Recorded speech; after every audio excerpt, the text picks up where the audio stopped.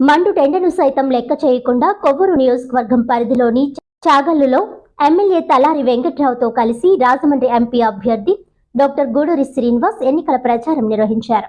దేవాలయంలో ప్రత్యేక పూజలు నిర్వహించిన అనంతరం ఎన్నికల ప్రచారంలో పాల్గొన్నారు. ఈ సందర్భంగా ప్రజలు ఉద్దేశించి డాక్టర్ గూడూరి శ్రీనివాస్ మాట్లాడుతూ పేదరికాన్ని 12% నుంచి 4.45% తగ్గించారని అన్నారు. జగన్ పాలనలో రాష్ట్రానికి 150 పరిశ్రమలు వచ్చాయని తెలిపారు. సచివాలయం వ్యవస్థ ద్వారా ఇంటింటికి సంక్షేమ పథకాలు అందించారని అన్నారు.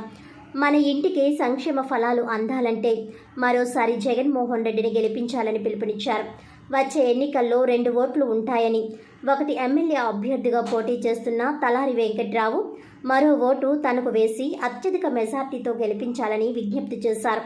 ఈ ర్యాలీలో రాజానగరం పరిశీలకులు కౌరు శ్రీనివాస్, రాష్ట్ర డైరెక్టర్ తగరం సురేష్ బాబు, చాగల్లు మండల పార్టీ అధ్యక్షులు మల్లేశ్వరరావు, చాగల్లు ఎంపీపీ మట్ట వీరస్వామి, స్థానిక నాయకులు తదితరులు పాల్గొన్నారు. వైఎస్ఆర్ కాంగ్రెస్ పార్టీ తరఫున ఎంపీగా పోటీ చేస్తున్న నేను డాక్టర్ గూడూరి శ్రీనివాస్, నేను ఎమ్మెల్యేగా పోటీ చేస్తున్న తలారి వెంకట్రావు గారు మేము ముందుకు వచ్చాం. గత 5 ఏళ్లుగా జగన్మోహన్ రెడ్డి గారు మంచి సంక్షేమం, అభివృద్ధి, విద్య, వైద్యం అందిస్తున్నారు. అదేవిధంగా అగ్రకులాలను పేదలకు ఈబీసీ నేస్తం, కాపు నేస్తం ఇస్తున్నారు. జగన్మోహన్ రెడ్డి గారు ఇచ్చిన సంక్షేమం వల్ల ఈ రోజు పేదరికం 12 నుంచి 4 తగ్గింది. ఈ రాష్ట్రంలో 158 పరిశ్రమలు పెట్టారు, 4,20,000 ఉద్యోగాలు వచ్చాయి. అదేవిధంగా 4 పోర్ట్లు, 10 ఫిషింగ్ హార్బర్స్ పెట్టారు. గ్రామ సచివాలయాలు, వాలంటీర్ వ్యవస్థను పెట్టారు.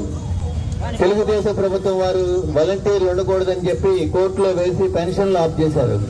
ఈ రోజు కూడా పెన్షన్లు ఇవ్వడానికి బ్యాంక్ వెళ్లాల్సిన దుస్థితి కల్పించారు. ఇలాంటి వ్యక్తులు మనకు కావాలా అని చెప్పి మిమ్మల్ని అడుగుతున్నాను.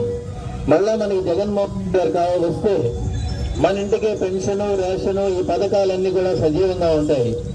ఈ పథకాలన్నీ సజీవంగా ఉండాలి. మనకి పెన్షన్ అవన్నీ కూడా ఇంటికి రావాలి అంటే మనం జగన్మోహన్ రెడ్డి గారిని బలపరచాలి. జగన్మోహన్ రెడ్డి గారి గుర్తు ఫ్యాన్.